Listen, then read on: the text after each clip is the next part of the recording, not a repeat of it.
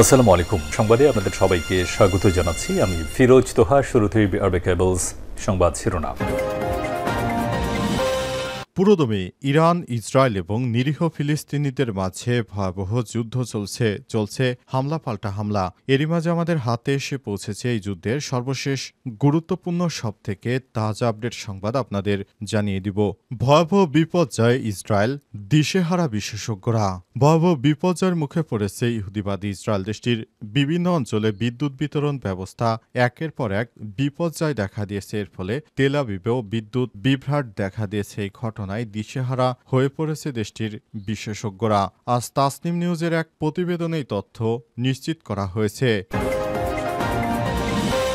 এরপর জানাবো, নেতানিয়াহুকে মেরে শহীদ হতে চেয়েছিলেন বৃদ্ধা, তার আগেই গ্রেপ্তার। ইসরায়েলের প্রধানমন্ত্রী বেঞ্জামিন নেতানিয়াহুকে রকেট লঞ্চার দিয়ে হত্যার পরিকল্পনার অভিযোগে ৭৩ বছর বয়সী এক বৃদ্ধাকে গ্রেপ্তার করেছে দেশটির পুলিশ। সম্প্রতি কঠিন রোগে আক্রান্ত ওই ইসরায়েলি নারীকে আনুষ্ঠানিকভাবে অভিযুক্ত করেছে প্রসিকিউশন।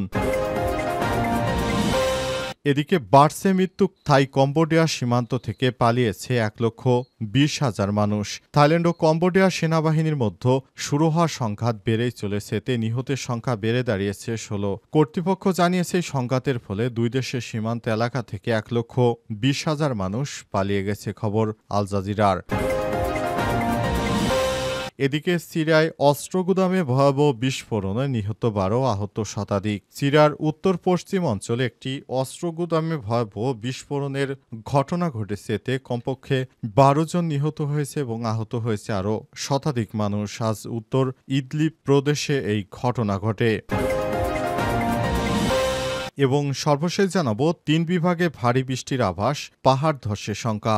উত্তর পশ্চিম বঙ্গোপসাগর ও তৎসংলগ্ন পশ্চিমবঙ্গ বাংলাদেশ উপকূলীয় এলাকায় সৃষ্টি হওয়া নিম্নচাপের প্রভাবে খুলনা, বরিশাল, চট্টগ্রাম বিভাগের বিভিন্ন স্থানে ভারী থেকে অতি ভারী বৃষ্টি হতে পারে বলে জানিয়েছে আবহাওয়া অধিদপ্তর। আজ অধিদপ্তরের ঝড় সতর্কীকরণ কেন্দ্র থেকে জারি করা সতর্কবার্তায় বলা হয়েছে, আজ থেকে পরবর্তী ৪৮ ঘণ্টায় এসব অঞ্চলে ৪৪ থেকে ৮৮ মিলিমিটার অথবা এর থেকে বেশি পরিমাণ বৃষ্টিপাত হতে পারে। প্রিয় দর্শক, এতক্ষণ শুনছিলেন সংবাদ শিরোনাম, এবারে বিস্তারিত। তবে তার আগে বন্ধুরা, অনুরোধ থাকবে এই সংবাদটিতে একটি লাইক দিন। এই চ্যানেল আপনি নতুন হয়ে থাকলে আমাদের সংবাদটি দেখতে দেখতে চ্যানেলটি সাবস্ক্রাইব করে রাখুন। কমেন্ট করে বন্ধুরা আপনার মূল্যবান মতামত জানিয়ে দিন আপনি বিশ্বের কোন দেশ থেকে বা বাংলাদেশের কোন স্থান থেকে আমাদের সংবাদটি দেখছেন এবং শুনছেন। আর বন্ধুরা, এই সংবাদটি আপনার সোশ্যাল মিডিয়া ফেসবুকে শেয়ার করে বন্ধুদেরও দেখার সুযোগ করে দিন। এবারে বিস্তারিত। ভয়াবহ বিপর্যয় ইসরায়েল, দিশেহারা বিশেষজ্ঞরা। ভয়াবহ বিপর্যয়ের মুখে পড়েছে দখলদার ইসরায়েল। দেশটির বিভিন্ন অঞ্চলে বিদ্যুৎ বিতরণ ব্যবস্থায় একের পর এক বিপর্যয় দেখা দিয়েছে। এর ফলে তেল আবিবেও বিদ্যুৎ বিভ্রাট দেখা দিয়েছে। এই ঘটনায় দিশেহারা হয়ে পড়েছে দেশটির বিশেষজ্ঞরা। আজ তাসনিম নিউজের এক প্রতিবেদনে তথ্য জানানো হয়েছে। প্রতিবেদনে বলা হয়েছে, দক্ষিণ ইসরায়েল ও জেরুজালেম অধিকৃত আল কুদস অঞ্চলে বিদ্যুৎ বিতরণ ব্যবস্থা একের পর এক বিপর্যয় দেখা দিয়েছে। এই ঘটনার পর তেল আবিবেও গত সপ্তাহে বেশ কয়েকটি সন্দেহজনক ঘটনার দেখা মিলেছে। তাসনিম নিউজ এজেন্সির হিব্রু সংস্করণে প্রকাশিত প্রতিবেদনে বলা হয়েছে, ইসরায়েলি গণমাধ্যম জানিয়েছে যে সম্প্রতি দক্ষিণ গভর্নরেট ও জেরুজালেমে বিদ্যুৎ বিতরণে একাধিক গোলাযোগ দেখা দেওয়ার পর তেল আবিবেও একাধিক সন্দেহভাজন ঘটনা ঘটেছে। ইসরায়েলে এসব ঘটনার সংখ্যা আকস্মিকভাবে বেড়ে গিয়েছে। এই ঘটনায় একটি বিবৃতি দিয়েছে ইসরায়েলি বিদ্যুৎ কোম্পানি। বিবৃতিতে বলা হয়েছে, বিদ্যুৎ বিতরণ ব্যবস্থায় অস্বাভাবিকভাবে একটি প্রযুক্তিগত ত্রুটি দেখা দিয়েছে। এজন্য ঘটনা ঘটতে পারে। এতে আরও বলা হয়েছে, এই বিভ্রাটের ফলে শুধু লোডশেডিং নয়, বরং উচ্চ ভোল্টেজ বিদ্যুৎ সরঞ্জাম যেমন বিদ্যুৎ বিতরণ কেন্দ্র ও ট্রান্সফরমারে অস্বাভাবিক বিস্ফোরণ ও অগ্নিকাণ্ডের ঘটনা ঘটেছে। প্রতিবেদনে বলা হয়েছে, গত 2 বছরে উচ্চ ভোল্টেজ ত্রুটির কারণে দখলকৃত অঞ্চলগুলোতে এয়ার কন্ডিশনিং সিস্টেম এবং লিথিয়াম ব্যাটারির মতো বিদ্যুৎ সরঞ্জাম অসংখ্য বিস্ফোরণ ও অগ্নিকাণ্ডের ঘটনা ঘটেছে। ইহুদিবাদী ইসরায়েল চরম বিপাকে পড়েছে, কারণ তাদের প্রোডাকশন এরিয়াগুলো ইতিমধ্যে বন্ধ হতে চলেছে। সমস্ত গুরুত্বপূর্ণ স্থাপনাগুলো এক এক করে বন্ধ হয়ে যাচ্ছে। অবস্থায় ইহুদিবাদী ইসরায়েলের প্রোডাকশন লাইনগুলি এখন অনেকটাই বিধ্বস্তের কাছাকাছি চলে এসেছে। নেতানিয়াহুকে মেরে শহীদ হতে চেয়েছিল বৃদ্ধা, তার আগেই গ্রেপ্তার। ইসরায়েলের প্রধানমন্ত্রী বেঞ্জামিন নেতানিয়াহুকে রকেট লঞ্চার দিয়ে হত্যার পরিকল্পনার অভিযোগে ৭৩ বছর বয়সী এক বৃদ্ধাকে গ্রেপ্তার করেছে দেশটির পুলিশ। সম্প্রতি কঠিন রোগে আক্রান্ত ওই ইসরায়েলি নারীকে আনুষ্ঠানিকভাবে অভিযুক্ত করেছে প্রসিকিউশন। প্রতিবেদনে বলা হয়েছে ওই নারী টার্মিনালি অসুস্থ, অর্থাৎ ব্যক্তি এমন একটি মারাত্মক ও চূড়ান্ত পর্যায়ের রোগে আক্রান্ত, তার কোনো নিরাময় বা চিকিৎসা নেই। এই কারণে রোগীর মৃত্যু অবধারিত হয়ে উঠেছে। সর্বসাধারণ এই ধরনের অসুস্থতায় ডাক্তাররা রোগীর আয়ুকালের একটা আনুমানিক সময় দেন। এমন কয়েক মাস বা এক বছরের মধ্যে রোগী মারা যেতে পারে। তেল আবিবের বাসিন্দা ওই নারী একজন সরকার বিরোধী কর্মী বলে জানানো হয়েছে। নাম প্রকাশ না করলেও অভিযোগপত্রে বলা হয়েছে, অসুস্থতার খবর জানার পর প্রধানমন্ত্রীকে হত্যার সিদ্ধান্ত নেন তিনি। তার ভাষায়, নিজের জীবন উৎসর্গ করে বর্তমান সরকার থেকে ইসরায়েলকে বাঁচাতে চান তিনি। অভিযোগ অনুযায়ী তিনি এক সহকর্মীকে পরিকল্পনার কথা জানান এবং একটি রকেট চালিত গ্রেনেড কেনার ব্যাপারে সাহায্য দেন। একই সঙ্গে নেতানিয়াহুর চলাফেরা, কর্মসূচি ও নিরাপত্তা বিষয়ে তথ্য সংগ্রহে ওই সহকর্মী সহায়তা চান। তবে ওই ব্যক্তি তার প্রস্তাবে রাজি না হয় নিবৃত্ত করার চেষ্টা করেন। পরে যখন বোঝেন যে তিনি থামছেন না, তখন তিনি কর্তৃপক্ষকে বিষয়টি জানান। এর ভিত্তিতে ওই বৃদ্ধাকে গ্রেপ্তার করা হয়েছে। ২০২৪ সালে এক ইসরায়েলি পুরুষ সামাজিক যোগাযোগ মাধ্যমে নেতানিয়াহুকে হত্যার হুমকি দেওয়ার পর গ্রেপ্তার হন। প্রসিকিউশন জানিয়েছে, ওই নারী নেতানিয়াহুকে হত্যা করে তিনি শহীদ হতে চেয়েছিলেন, কারণ ইসরায়েলের বিরোধী শক্তি হচ্ছে ইহুদিবাদী। বেঞ্জামিন নেতানিয়াহু তাকে হত্যা করতে পারলেই তারা স্বর্গে যেতে পারবে, এমন এক ধারণা থেকে তিনি এমন কাজ করেছিলেন বলে আশঙ্কা করা হচ্ছে। বাড়ছে মৃত্যু। থাইল্যান্ড কম্বোডিয়া সীমান্ত থেকে পালিয়েছে ১,২০,০০০ মানুষ।